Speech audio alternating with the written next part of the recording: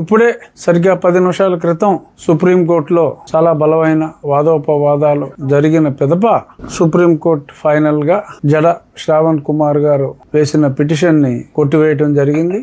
గతంలో స్టే ఎందుకు వచ్చిందో కూడా నేను కొన్ని ప్రెస్ మీట్స్ లో చెప్పాను.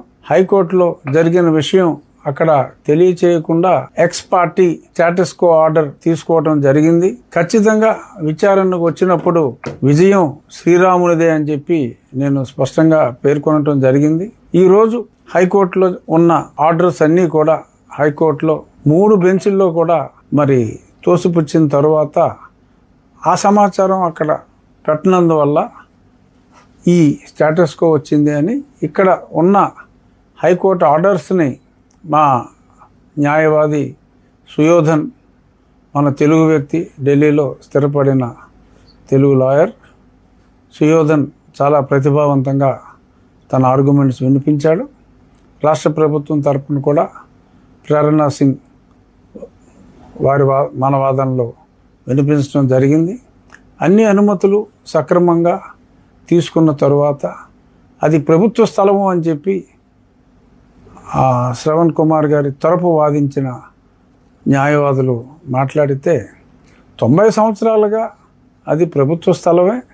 ప్రభుత్వ స్థలంలో ఉన్న దేవాలయ స్థానంలో మళ్ళీ తిరిగి దేవాలయం కట్టుకుంటే దానికి అభ్యంతరం ఏమిటి అని చెప్పి సుప్రీంకోర్టు కూడా ప్రశ్నించి ఆ పిటిషన్ని కొట్టివేయటం జరిగింది.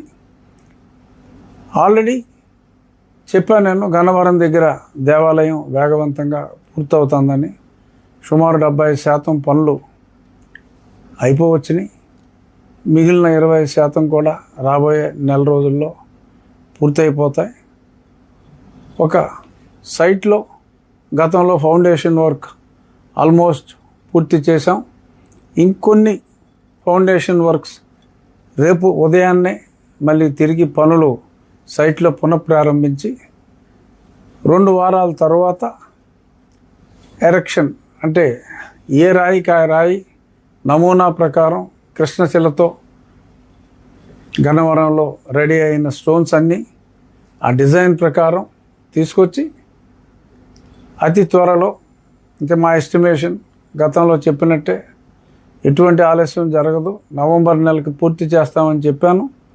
దాని ప్రకారమే ఖచ్చితంగా నవంబర్ నెలాఖరికి పూర్తి చేసే దిశగా అహర్నిశలు రామభక్తుల సహాయంతో దాన్ని పూర్తి చేసి, స్థలం చిన్నదైనప్పటికీ 4 సెంట్ల స్థలమే అయినప్పటికీ సర్వాంగ సుందరంగా ఒక చక్కటి డిజైన్తో ఆ రామాలయాన్ని పూర్తి చేస్తామని చెప్పి అందరికీ చెప్తూ, ఇక సరే న్యాయవాదిగా వారికి క్లయింట్స్ వచ్చుండొచ్చు జడ శ్రావణ్ కుమార్ గారికి. అంతిమంగా సుప్రీంకోర్టు తీర్పు వచ్చింది. ఇక గొడవలకి స్వస్తి పలికి నా మొత్తం అందరికీ కూడా నేను చెప్పేది, అన్ని మతాల వారికి కూడా నేను చెప్పేది ఏంటంటే, మత సామరస్యంతో మనం ఉండాలి. మన మతాన్ని మనం ప్రేమించుకుందాం, అన్య మతాలని మనం గౌరవిద్దాం. ఇదే ఉద్దేశంతో మేమున్నాం, ఇదే ఉద్దేశంతో అందరూ కూడా ఉండాలని.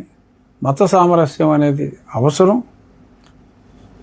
ఎవరి మతానికి సంబంధించిన వారి ఆలయాల్ని అనుమతులు తీసుకొని కట్టుకుంటున్నప్పుడు ఎటువంటి ఇబ్బందులు పెట్టకూడదు. అనుమతులు లేకుండా కడితే ఓకే, చట్ట ప్రకారం శ్రవణ్ కుమార్ గారు కావచ్చు, ఎవరైనా చర్యలు తీసుకోవచ్చు. అలాగే అనుమతులు లేకుండా చట్ట ప్రకారం ఎవరు చేసినా కూడా అది సమంజసం కాదు. అనుమతులు ఉన్న చోట ఇబ్బంది పెట్టడం సమంజసం కాదు అని మరొకసారి అందరికీ విజ్ఞప్తి చేస్తూ, మత సామరస్యంతో మనం అందరం కలిసిమెలిసి ఉందాము, మన దేవుణ్ణి మనం పూజించుకుందాం, అన్యమతానికి సంబంధించిన దేవుళ్ళని గౌరవించుకుందాం అని చెప్పి మరొకసారి తెలియజేస్తూ, జై శ్రీరామ్. ఈ పోరాటంలో శ్రీరాముని విజయాన్ని ఆకాంక్షిస్తూ కొన్ని లక్షల మంది ప్రజలు నాకు రెగ్యులర్గా మెసేజెస్ చేశారు.